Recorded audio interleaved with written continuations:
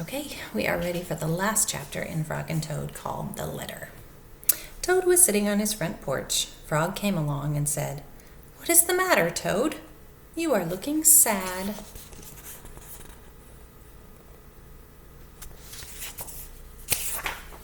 "Yes," said Toad, "this is my sad time of day.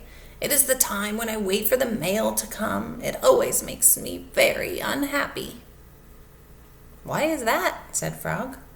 "Because I never get any mail," said Toad. "Not ever?" asked Frog. "No, never," said Toad. "No one has ever sent me a letter. Every day my mailbox is empty. That is why waiting for the mail is a sad time for me." Frog and Toad sat on the porch, feeling sad together.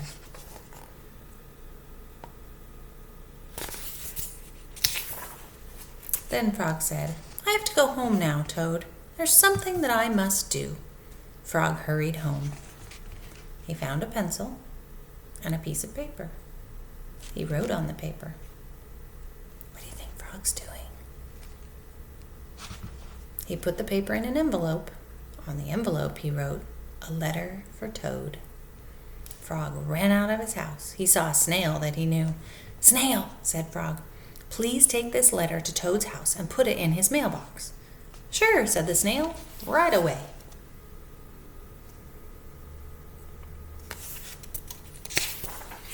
Then Frog ran back to Toad's house. Toad was in bed taking a nap. "Toad," said Frog, "I think you should get up and wait for the mail." "No," said Toad, "I'm tired of waiting for the mail." Frog looked out of the window at Toad's mailbox. The snail was not there yet. "Toad," said Frog, "you never know when someone might send you a letter." "No, no," said Toad, "I do not think anyone will ever send me a letter."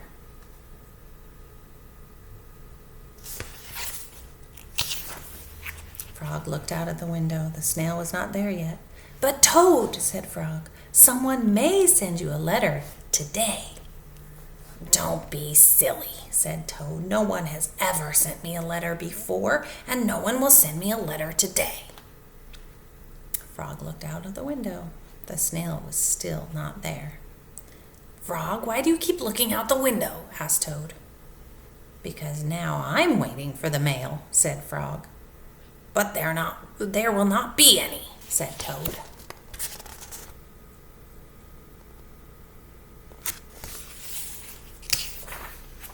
"Oh, yes, there will," said Frog, "because I have sent you a letter."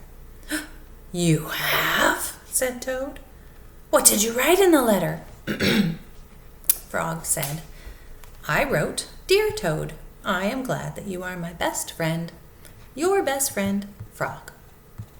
"Oh," said Toad, "that makes a very good letter." Then Frog and Toad went out to the front porch to wait for the mail. They sat there, feeling happy together.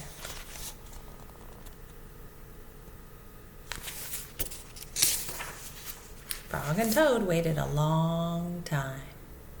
4 days later, the snail got to Toad's house. Snails aren't very fast, are they? And gave him the letter from Frog.